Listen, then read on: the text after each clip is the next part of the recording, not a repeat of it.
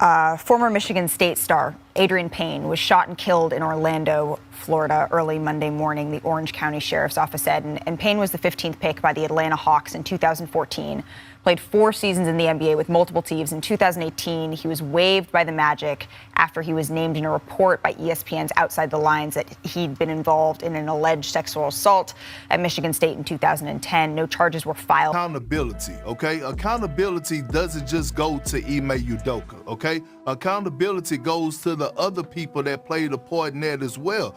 When they asked, is anybody else going to be punished? And they said no. These relationships that was had with Ime Udoka and one of these women, it was consensual. Well, that's the problem that I have right now. Everybody got to be held accountable. The black man's nightmare. It ain't no secret. I did a video on this a while back on my channel called Black Woman, White Daddy.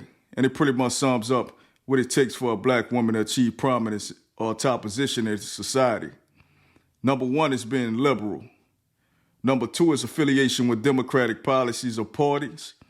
And 3 is going against your own counterpart, the black man himself, and going against him publicly. Put him on blast for anything she feels that degrade women. And that's where the Malika Andrews comes in.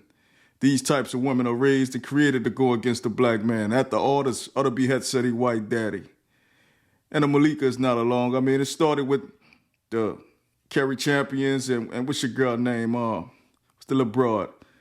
Jamel Hill. Back when ESPN, a Disney company, was pushing their political agenda alongside of sports, which didn't end up well because both of them bitches were fired because of the effect they had on ESPN's bottom line. But there is no bottom when it comes down to the black man's image.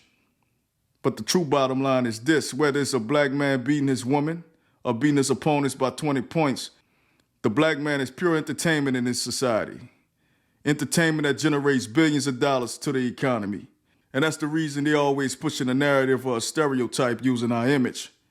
Whether it be a teenage black boy wearing a hoodie, who is considered a dangerous black man, or a white man that wears the same hoodie and is considered a frat boy. You see what I'm talking about? But they use the black woman to reinforce that theory. And that's partially our fault because no other race of men would allow their women to disrespect them so openly than a black man.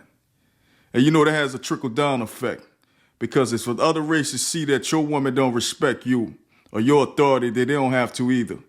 And despite what women tell you today, are being programmed to think they love a man with authority. And who has the most authority in this country as we speak of, huh? The white man has that authority. The Disneys, the ESPN. And you know what they do? So they hire the Malika Andrews and women of color to have the authority over you, my nigga. And that's how these types of women get these jobs. They loan out their skin color and their blackness just to impress their white daddy. And she does such a good job that now she get the opportunity to marry one. Now she really down for the cause. Now she would do anything to protect the image of the white man that gave her her lifestyle. Shit, that's the reason why she don't speak on the Josh Giddies or the Chad Willers of the world. Number one, she don't want to lose her seat at the table. And number 2, she don't want to lose the dictatorship over the black man and his image. And that goes for Ime Udoka and blasting him and protecting a white chick that he had the affair with, to Brandon Miller and bringing up his name in a murder case on his draft day, and even to Stephen A. Smith. Don't get it twisted. He may be a cash cow at ESPN, but even he knows not to cross certain lines. Dealing with Malika Andrews.